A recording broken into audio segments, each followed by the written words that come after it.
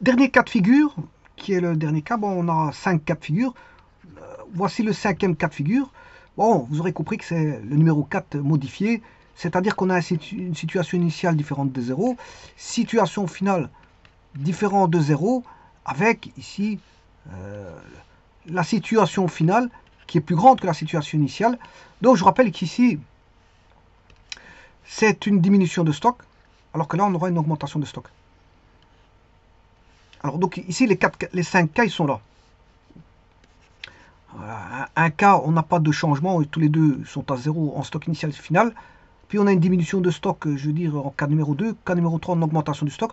Mais les cas numéro 1, 2, 3, c'est ici on se retrouve avec des zéros ici. Voilà. Par contre, bon, et le restant différents zéros, voilà. Là, on se retrouve avec. Et alors, les cas différents de zéros, on a celui-ci, celui-là, celui-là, celui-là, et bien sûr, celui-là et celui-là. Donc, vous voyez qu'il y a diminution avec numéro 2 et 3, c'est une diminution, une augmentation avec un des cas de figure, soit stock initial nul, ou soit stock final nul, c'est un des cas de figure.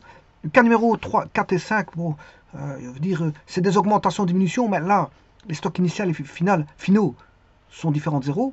Et là, le tout premier cas, ben, c'est celui où on a 0, 0, je veux dire, en stock initial et stock final. Et voilà, et là, on a exactement les 5 cas de figure. Donc, si je traite celui-ci en augmentation, voilà, je vais faire le cas numéro 5, avec augmentation du stock et une augmentation du stock.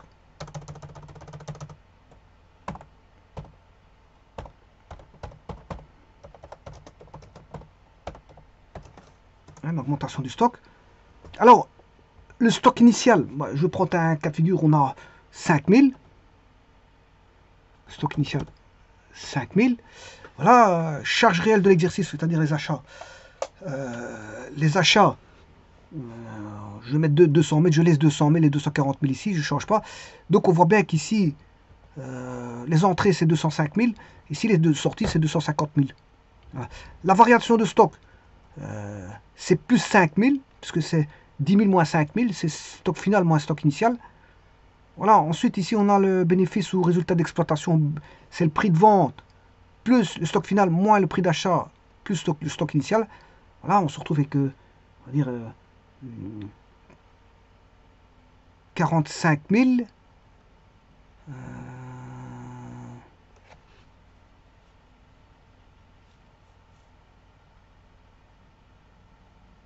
Égal, je vais recommencer le calcul. Donc PV, c'est celui-là. Moins,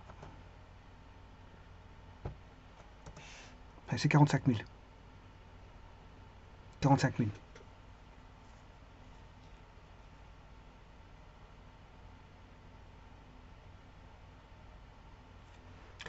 Alors, le stock final, j'ai mis 10 000. Bon, stock final. Bon, donc j'ai dit que je faisais une augmentation. Hein. Si je mets 20 000, 55 000. Voilà, ici, j'ai changé la valeur. Hein. Voilà, ça fait 260 000 en PV plus SF. 260 000 moins 205. Le résultat d'exploitation, c'est 55 000. Le prix de revient des marchandises, 185 000. Voilà. Donc là, je vais mettre 200 000 en achat de marchandises, 240 000 en vente de marchandises. Marchandises, ben, le stock initial, c'est 5 000. En fin d'année, j'écris, je solde le compte. Voilà, en fin d'année, hein, attention, fin d'année, je solde le compte.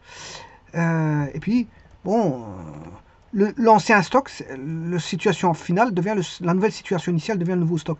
Donc là, on va avoir 20 000. Ça, c'est en fin d'année. En 20 années, voilà, le 20 000, le stock final de 20 000 devient le nouveau stock. 20 000, ici, on va dire ça comme ça. La variation de stock, la situation initiale, c'est 5 000. Voilà, et puis on a 20 000 en fin d'année. Bien sûr, en fin d'année, il faut indiquer ici 20 000. Et donc, si je fais la différence, on a un solde créditeur, puisqu'on a une augmentation voilà, qui est de 20 000 moins 5 000, solde créditeur de... Voilà, donc une augmentation, on a un solde créditeur. Là, on a bien un solde créditeur de 15 000.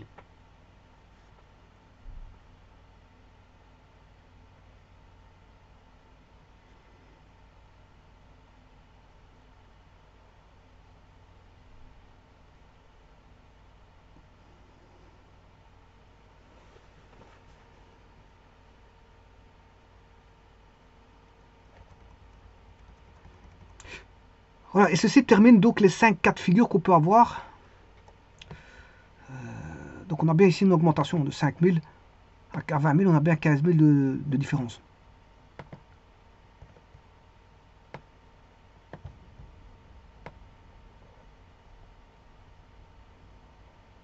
Je vous remercie.